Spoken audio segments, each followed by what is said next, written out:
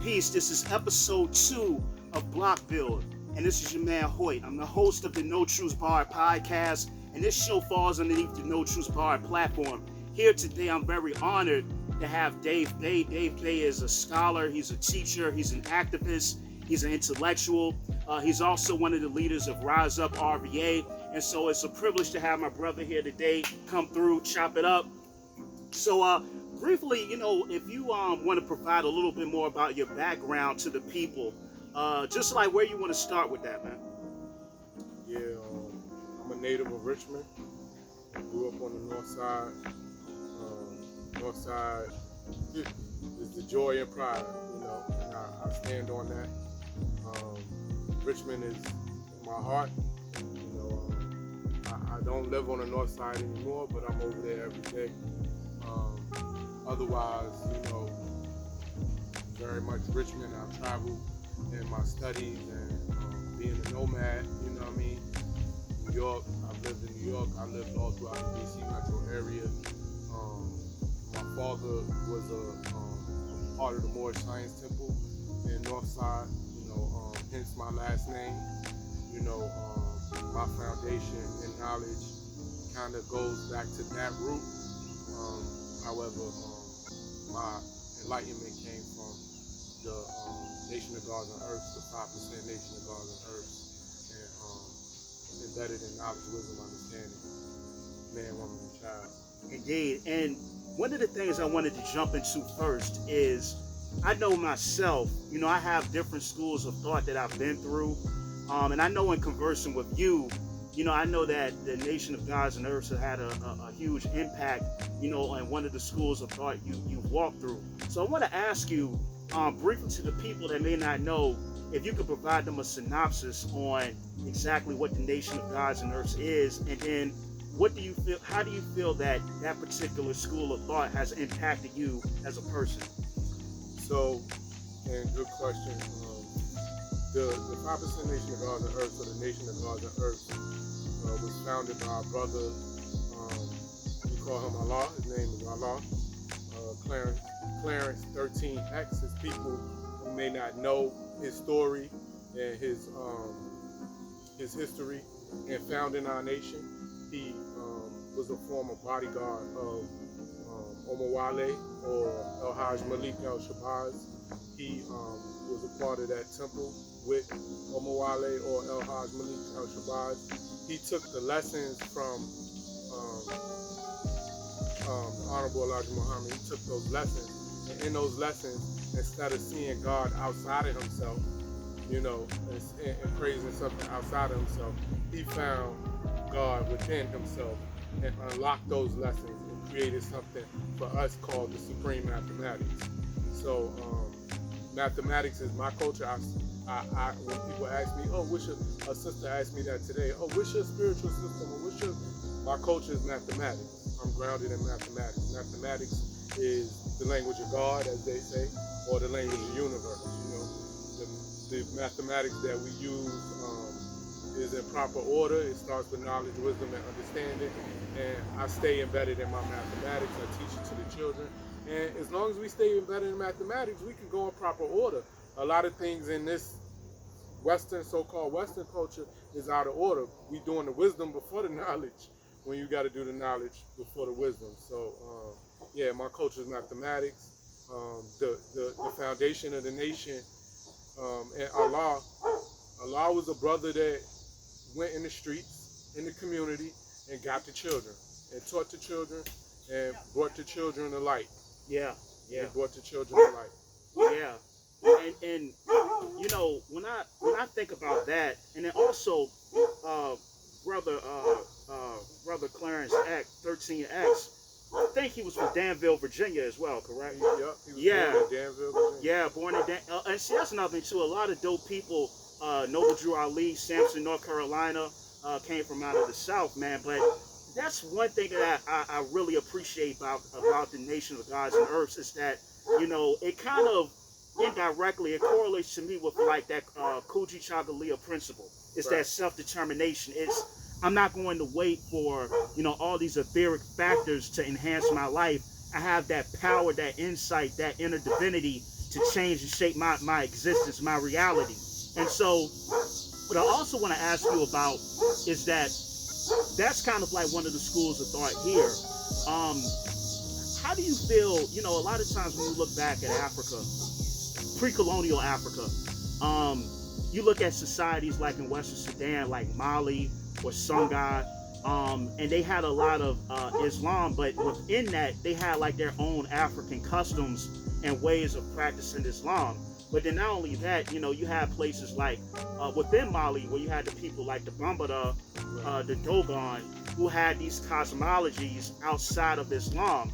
And so what I want to ask you next, if you're looking in, like, let's say you're a person and you're trying to step out of this Western paradigm of looking at the earth, of looking at the universe, and you just mentioned the importance of the nation of gods and earths. In your studies, what other African-based philosophies, spiritual sciences would you also recommend people to study? So the thing about mathematics, right? Because people have asked me several times, well, how is it that mathematics goes back? And a lot of people struggle with the idea of with living here and having parents who may have been of Western religions. How do they figure out how the mathematics goes back to ancient times, right? So when we look at that, you look at North and East Africa, right? Because we know and understand very well that the Tweed people, the Dogon, they are the descendants of people that traveled from North and East Africa across the continent to West Africa. And so a lot of the cosmology and a lot of the science that they use and study as a spiritual system, their science, their cosmology as a spiritual system, it still goes back to the other universes, the metaverse. As we know, the Dogon, they say that their deity is the Sirius, which is not even within this universe. So when you look at mathematics, and then you look at what our ancestors did all up and down the so-called Nile River, or we call it, Hapi. I use the term Hapi. We try to get away from the Greek and Roman terminology. When you look at what they did up and down the Hapi, with being the most developed, civilized people in terms of using mathematics, using sound, using light, using these esoteric sciences at their highest form that they knew how, then you can see the development of our nations, our people, and our culture. That's why it's called supreme mathematics, because you have to constantly bring it to life. For me, bringing mathematics to life is applying it to how you treat people, how you live, and how you go about, because the layers of being able to be socialized emotionally, culturally, is so hard and so strong in order for us to get back, reach back to go forward, as we say. Yeah, brother, you made a lot of profound points, because that Nile Valley civilization is so ancient. Like Shekanta Jop, who's a powerful ancestor, I know you know who that brother is. Shekanta Jop, he said to allow for the proper study of Nile Valley civilization, you should allow for up to 10,000 years. And the Nile Valley, they had a galactic calendar, which goes 26,000, I think. I don't know the exact number, it's 26,000 plus years. So you have a long, ancient history of these African people studying all of these constellations. Right. You look at the Greeks when they talk about when Solon went to Egypt to sit at the feet of the Egyptian priests. So I think the beauty with mathematics and in the African worldview, a lot of times we're getting things from this paradigm that's coming to us from the Hellenistic worldview, from the Roman worldview, the Germanic worldview, which is that's their worldview. But we didn't make spirituality and science mutually exclusive. We understand the interdependent relationship in all of those sciences, and we use mathematics, we use architecture, to teach and enhance spirituality. So it wasn't as this dichotomy that we have now. But moving on, let me kind of bring it back to more current stuff. As a brother that's out here as an activist, you've done a lot of work what are some of the, and I know there are quite a few, but what are some of the pressing issues you think we need to address in the community? I mean, it can be, and I know that's a really loaded question, but what are some things you think are pressing and urgent matters that deserve our like intense attention at the moment as a people? Let me talk about Richmond in regards to that. Sure. And I'm glad you asked me that. Richmond is still dealing with being cliquish, right? Still got people that's in groups, and because of whatever the reason is, they may turn their nose up, or they may feel discomfort in traveling to another group or breaking bread with another group. And I've never had that problem. One of the things that have benefited me, that has benefited Rise Up, that has benefited the Richmond Quantum Collective is my established relationship with people of different age groups. The elders, if you want to call them that, junior elders, people in our age group, and younger people, wherever they are, wherever they are. I don't believe in fear, you know, and I don't believe that anything should cause a barrier for us to be able to just have a conversation, or if we can, find a way to work together. So I think Richmond still deals with that. You know, you still got people that are cliquish, and as long as we keep on doing what we're doing, as long as we keep on telling the truth, and as long as we keep on, if like for example, I went to John Marshall. You know, people from George Wythe and Huguenot back in the day was like, now I'm on the South Side all the time.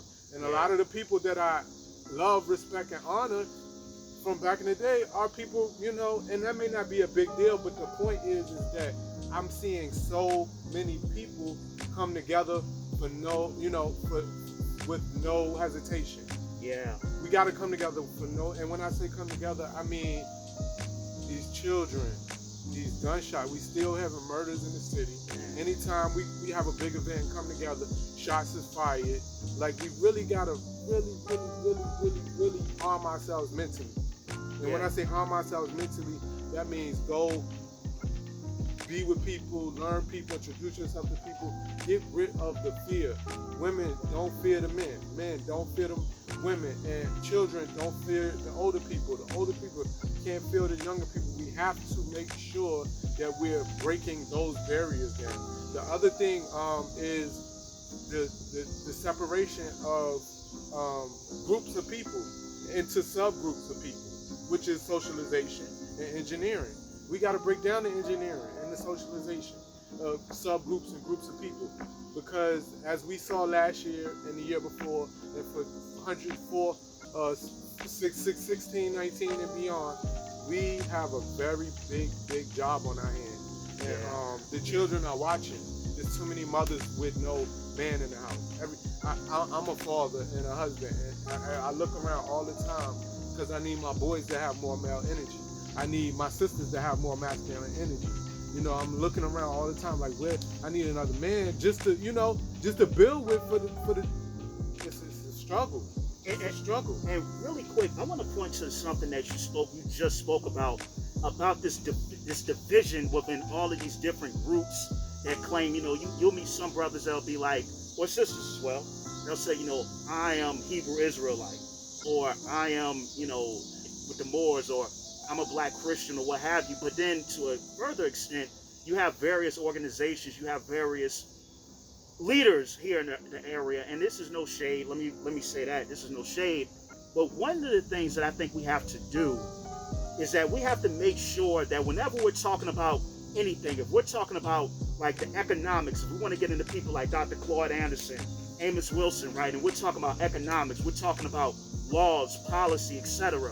Or if we want to get into the spiritual sciences, so like we were talking about the Dogon earlier, or the Bambara, or we're talking about ancient Kemet, or any of these pre-colonial societies, or even like communities like the Geechee and the Gullah folks, whatever it is, we have to make sure that people that are not acclimated with this information do not feel overwhelmed or like they don't belong.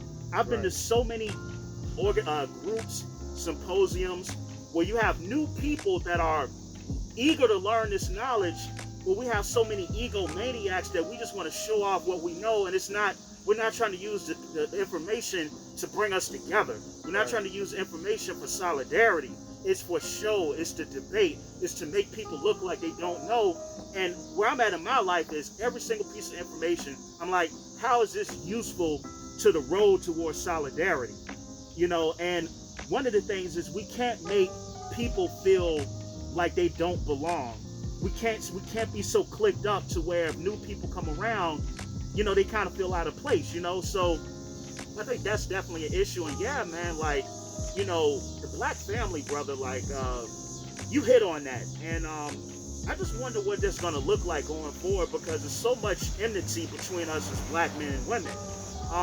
What's your take on that, man? It just seems like every time you get on social media, there's a video of black men speaking down on black women, or a video with sisters speaking down on black men. It just seems like there's just division there. I ask anybody that can hear the sound of my voice to find somebody, whether it's somebody you work with, somebody in your neighborhood, somebody that your child interacts with, somebody that you may have been intimidated to speak to just try to break bread, try to break a conversation, try to break the ice. No matter what, try to break the ice. Encourage your children, your mother, your father, your sisters, and your brothers to do the same thing. We have to stand on the degree that is unity without conformity. We gotta alleviate the enemy within. We gotta alleviate the enemy within. And if there's no enemy within, we can't find enemies outside. We know who the enemy is. We can see what the enemy is doing with us. We just, thousands, if not hundreds of thousands of African descent people just, return to the essence and dealing with a major global pandemic or medical crisis or whatever. And as a result of that, these hundreds and thousands, you got thousands of sisters dealing with postpartum and prenatal and pregnancy issues as a result of this, I wasn't going to say it, but I got to tell the truth. So we really just have to. The V word, because they're gonna take me down, man. I ain't want. I thought about it. I'm sorry. So here's the thing: if somebody hurt you because somebody did, if somebody messed you over because somebody did, if somebody left you because somebody did, make amends in your heart. And my eye is balanced. You got, before you leave here, you got to get your heart and put it on the scale. And if your heart is heavier than the feather on the other side of the scale, then you got work to do. And that's every day. Truth, justice, and balance. You got to find the balance. We got to find the balance. These children are still a target. You're still a target. And so I just ask anybody that hears this, find balance within yourself. Somebody that did you wrong, somebody that you haven't forgiven, even if that person is in the mirror, go find the justice and the balance for the generations that's watching. All right, and so to end this off, good brother, I always like for people, because in my episodes, I believe that you should have something to take with you. We gave a lot of food for thought here today, but just something on a personal, developmental level. Let me ask you this. I like to ask certain guests this sometimes. What would you say is the best piece of advice you've ever received? And what do you think is the best piece of advice you've ever given someone else?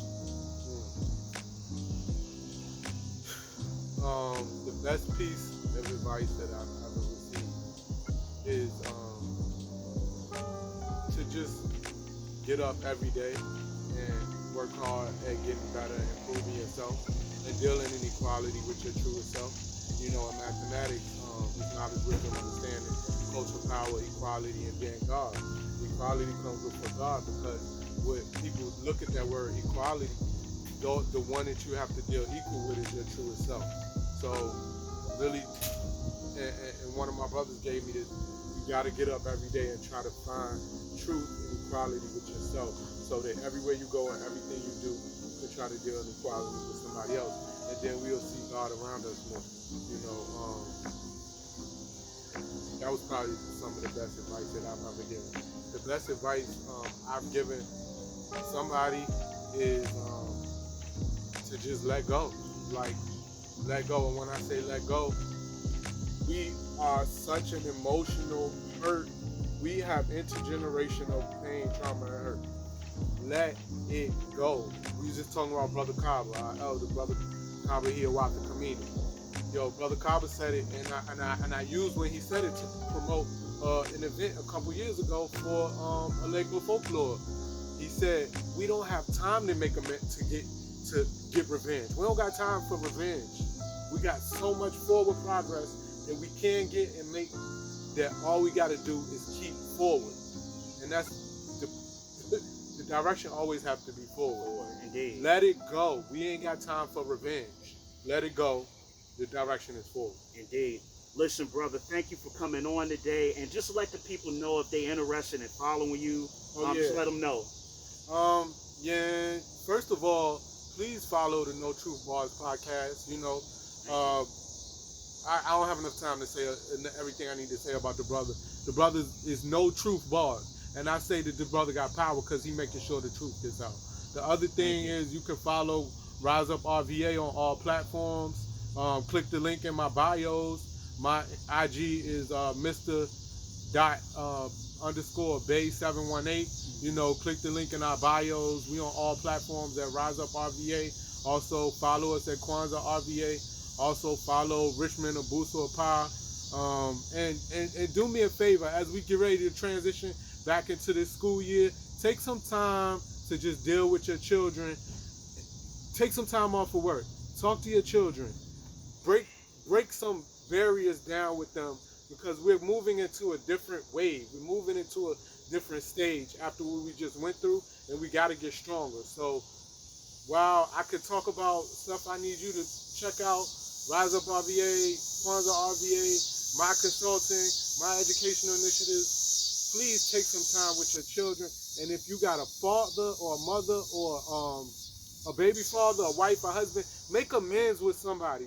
Make amends with somebody and just let it go. We need that. Man, we need each other. You know, we can't hold grudges. We can't, you know, walk throughout this incarnation, man, as enemies. We need each other.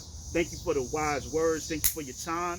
And once again, this is Hoy Kwaku Timmons. You can follow me on Instagram at Hoyt HOYT_Kwaku KWAKU_Timmons. That's TIMMONS. Make sure you subscribe to the No Truth Bar YouTube channel as well. Thanks again for coming on. Much love. Take care and peace.